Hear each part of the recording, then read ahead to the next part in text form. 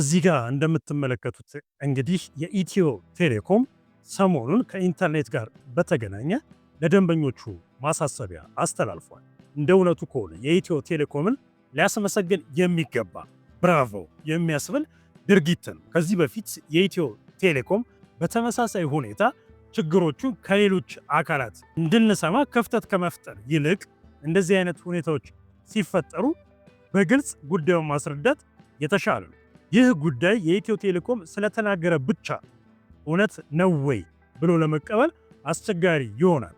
ለዚህ ማስረጃ ያስፈልጋል ባይ ነኝ። ወይም ደግሞ ገለልተኛ የሆነ አካል ይህንን ሊያረጋግጥ ይገባል። ያም ሆነ ይህ ግን እንደዚህ አይነቱ ባህል ጥሩና ይቀጥል የሚያስበን ነው። እንግዲህ ኢትዮ ቴሌኮም እዚህ ጋር እንደምትመለከቱት በአጭሩ ያስተላለፈው መልእክት አህጉር አቋራጭ የሆኑ የኢንተርኔት ግልጋሎትን የሚሰጡ ባህር ሰርጓጅ የሆኑ የፋይበር ኦፕቲክ ኬብሎች በቀይ ባህር ውስጥ በተዘረጋው ላይ ጉዳት ደርሶበታል ነው የሚለው።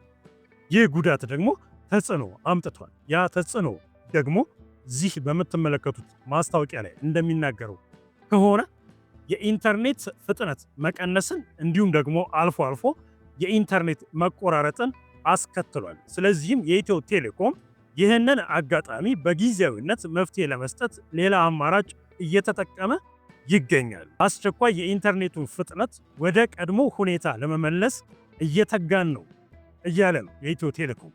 ይሄ ጥሩ መረጃ ሆኖ ሳለ ምስጋናው ሙሉ የሚሆነው የኢንተርኔት መቀነስ ወይም ደግሞ መቆራረጥ በደንበኞቻችሁ ላይ የሚያመጣው ተጽዕኖ አለ። ለምሳሌ አንድ ሰው ለ2 ቀን ለ3 ቀን እጠቀማለሁ ብሎ የሞላው የሞባይል ፓኬጅ በኢንተርኔት መቆራረጥ እንዲሁም ደግሞ በኢንተርኔት ፍጥነት ማነስ የተነሳ በአግባቡ እንዳይጠቀም ምክንያት ይሆናል።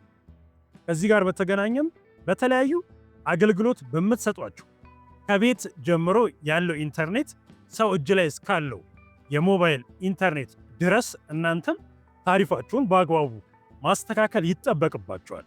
አንድ ደንበኛችሁ መጥቶ በዚህ ወር በጣም ብዙ ወጪ ወጥቶብኛል፣ የቤት ክራይ፣ የኑሮ ውድነት እንዲሁም ደግሞ የትምህርት ቤት ክፍያ፣ ስለዚህ በአሁኑ ወር መክፈል የምችለው ይሄን ብቻ ነው፣ 200 ብር ነው ያለኝ ቢል ትቀበሉታላችሁ?